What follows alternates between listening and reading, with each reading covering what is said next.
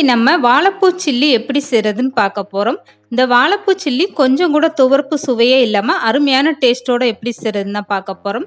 வெளியில மொறு மொறுனும் உள்ளுக்குள்ள நல்லா வாழைப்பூ டேஸ்டோட ரொம்பவே சூப்பரா இருக்கும். ஹலோ ஃப்ரெண்ட்ஸ், வெல்கம் டு சமையல் டிலைட். வீடியோக்குள்ள போறதுக்கு முன்னால நீங்க இன்னும் சமையல் டிலைட் சேனலை சப்ஸ்கிரைப் பண்ணலைன்னா மறக்காம சப்ஸ்கிரைப் பண்ணுங்க. ஃபர்ஸ்ட் இந்த வாழைப்பூ சில்லிக்காக இந்த மாதிரி ஒரு வாழைப்பூ எடுத்துக்கோங்க. இப்போ இந்த வாழைப்பூவை எப்படி க்ளீன் பண்ணுறதுன்னு பார்க்கலாம். மேலே உள்ள தோலை நீக்கிட்டு இந்த மாதிரி வாழைப்பூவெல்லாம் நீங்கள் ஆஞ்சி எடுத்து வச்சுக்கோங்க. இப்போ மேலே உள்ள இந்த வாழைப்பூவில் பெரிய பூவாக இருக்கிற பகுதியை மட்டுமே நீங்கள் வாழைப்பூ சில்லிக்கு பயன்படுத்திக்கோங்க. இப்போ வாழைப்பூவை இந்த மாதிரி நீங்கள் ஆஞ்சி எடுத்து வச்சுக்கிட்டு இதுக்கப்புறம் இந்த வாழைப்பூவில் உள்ள இந்த மாதிரி நரம்பையும் இந்த தோல் பகுதியும் நீங்கள் நீக்கிடுங்க. இந்த ரெண்டு பகுதியும் நீங்கள் நீக்கும் போது உங்களுக்கு வாழைப்பூவில் துவர்ப்பு சுவை கொஞ்சம் கூட இருக்காது. இந்த மாதிரி நீங்கள் எல்லா வாழைப்பூவும் ரெடி பண்ணி எடுத்து வச்சுக்கோங்க.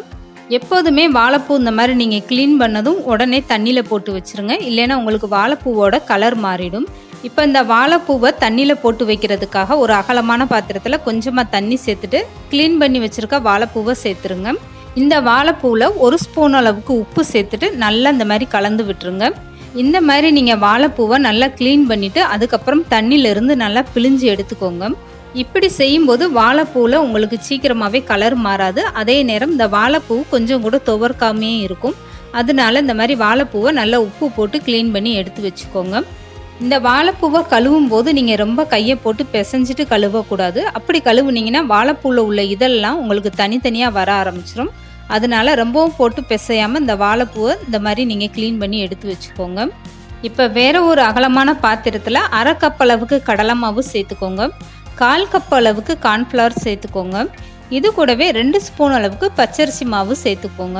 இந்த வாழைப்பூ சில்லியில் நீங்கள் பச்சரிசி மாவு சேர்த்து செய்யும்போது நல்லா கிறிஸ்பியாக கிடைக்கும். அதுக்காக தான் பச்சரிசி மாவு 2 ஸ்பூன் சேர்த்துக்கோங்க. 1 ஸ்பூன் அளவுக்கு இஞ்சி பூண்டு பேஸ்ட்டும் 1/2 ஸ்பூன் அளவுக்கு காஷ்மீரி சில்லி பவுடர் சேர்த்துக்கோங்க.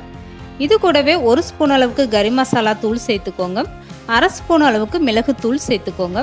இப்போ இந்த மாவுக்கு தேவையான அளவு உப்பும் சேர்த்துக்கோங்க. அடுத்ததாக இது கூடவே ஒரு முட்டையும் சேர்த்துக்கோங்க. இப்போ இந்த வாழைப்பூ சில்லிக்காக அரை எலும்பிச்சை சாறு சேர்த்துக்கோங்க. இந்த எலும்பிச்சை சாறு சேர்க்கும் போது உங்களுக்கு சில்லி சாப்பிடல நல்ல ஒரு புளிப்பு சுவையோட ரொம்பவே சூப்பராக இருக்கும்.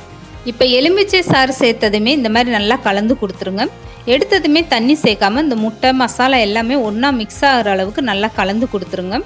இதுக்கப்புறம் கொஞ்சம் கொஞ்சமாக தண்ணி சேர்த்துட்டு இந்த மாவை நல்லா மிக்ஸ் பண்ணி எடுத்துக்கோங்க.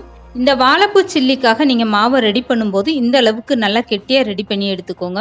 அப்படி செய்யும்போது தான் உங்களுக்கு வாழைப்பூ இந்த மசாலா எல்லாமே நல்லா ஒன்றா மிக்ஸ் ஆகி பொரிச்சு எடுக்கும்போது ரொம்பவே சூப்பராக இருக்கும். கொஞ்சம் கூட இந்த மாவெல்லாம் முதிராமல் ரொம்பவே அழகாக இருக்கும் பார்க்குறதுக்கு.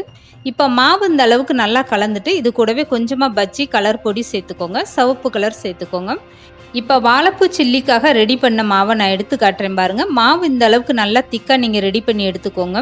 இந்த மாவு தண்ணியாக போயிடுச்சுன்னா உங்களுக்கு வாழைப்பூ மேலே இந்த மாவு ஒட்டாது. அதுக்காக தான் மாவை நல்லா கெட்டியாக நீங்கள் ரெடி பண்ணி எடுத்துக்கோங்க. இதுக்கப்புறம் க்ளீன் பண்ணி வச்சுருக்க இந்த வாழைப்பூவை நல்லா தண்ணி இல்லாமல் பிழிஞ்சிட்டு அதுக்கப்புறமா நீங்கள் இந்த மாவோட ஒன்றா சேர்த்துக்கோங்க. இந்த மாதிரி வாழைப்பூவை நீங்கள் சேர்த்துட்டு இதுக்கப்புறம் கையை வச்சு இந்த மாவோட நல்லா இந்த மாதிரி கலந்து கொடுத்துருங்க. இப்படி கலக்கும்போது தான் இந்த வாழைப்பூ இந்த மாவெல்லாம் ஒன்றா மிக்ஸ் ஆகி பொரிச்சு எடுக்கும்போது நல்லா கிறிஸ்பியாக இருக்கும். இப்போ இந்த வாழைப்பூ சில்லிக்கு மசாலா எல்லாமே ரெடி ஆயிடுச்சு. இதுக்கப்புறம் நீங்கள் வாழைப்பூ சில்லியை எண்ணெயில் போட்டு பொரிச்சு எடுத்துக்கோங்க. இந்த மாவில் கலந்த வாழைப்பூ சில்லி எல்லாமே நீங்கள் பொரிச்சு எடுத்துட்டு அதுக்கப்புறம் எக்ஸ்ட்ரா மாவு இருந்தால் நீங்கள் கூடுதலாக கொஞ்சம் வாழைப்பூவை சேர்த்துட்டு ஒன்றா மிக்ஸ் பண்ணி பொரிச்சு எடுத்துக்கோங்க. இப்போ இந்த வாழைப்பூ சில்லி பொரிக்கிறதுக்காக எண்ணெய் நல்லா சூடாயிருச்சு. இந்த சூடான எண்ணெயில் ஒவ்வொரு வாழைப்பூவாக இந்த மாதிரி நீங்கள் மாவில் முக்கிட்டு எடுத்து போடுங்க. அப்படியே கையோடு அள்ளி போட்டுட்டிங்கன்னா உங்களுக்கு பஜ்ஜி மாதிரி தான் வரும். வாழைப்பூ சில்லி இந்த மாதிரி பார்க்குறதுக்கு அழகாக தனித்தனியாக வராது. அதனால இந்த மாதிரி ஒவ்வொரு வாழைப்பூவாக நீங்கள் எண்ணெயில் சேர்த்துக்கோங்க. ஸ்டவ்வை மீடியமாக வச்சுக்கிட்டே இந்த வாழைப்பூ சில்லியை நீங்கள் பொரிச்சு எடுத்துக்கோங்க. அப்போ தான் உங்களுக்கு வாழைப்பூ சில்லி நல்லா கிறிஸ்பியாக பார்க்குறதுக்கும் ரொம்பவே சூப்பராக இருக்கும். இப்போ இந்த வாழைப்பூ சில்லி 2 பக்கம் நல்லா செவந்து வந்துருச்சு பாருங்கள். பார்க்கும்போது எவ்வளோ ஒரு அருமையாக இருக்குது பாருங்கள். இதோட டேஸ்ட்டும் ரொம்பவே சூப்பராக இருக்கும். வாழைப்பூ சில்லியை எண்ணெயை வடிச்சிட்டு இந்த மாதிரி எடுத்து வச்சுக்கோங்க. இதுக்கப்புறம் மீதம் இருக்க எல்லா வாழைப்பூவுமே இதே மாதிரி நீங்கள் பொரிச்சு எடுத்து வச்சுக்கோங்க. உங்ககிட்ட வாழைப்பூ இருந்தால் கண்டிப்பாக நீங்களும் இந்த வாழைப்பூ சில்லியை ட்ரை பண்ணி பாருங்கள். ரொம்பவே சூப்பராக வரும். இந்த வாழைப்பூ சில்லியை சுட சுட சாப்பிடும்போது அவ்வளோ ஒரு அருமையான டேஸ்ட்டாக இருந்துச்சு. இப்போ ரொம்பவே ஈஸியாக நம்மளுடைய வாழைப்பூ சில்லி ரெடி ஆயிடுச்சு பாருங்கள். கண்டிப்பாக இதே மாதிரி நீங்களும் உங்கள் வீட்டில் ட்ரை பண்ணி பாருங்கள். அருமையான டேஸ்ட்டாக இருக்கும். இந்த வீடியோ பிடிச்சிருந்தா லைக் பண்ணுங்கள், ஷேர் பண்ணுங்கள். மறக்காமல் சமையல் டிலைட் சேனலை சப்ஸ்கிரைப் பண்ணுங்கள்.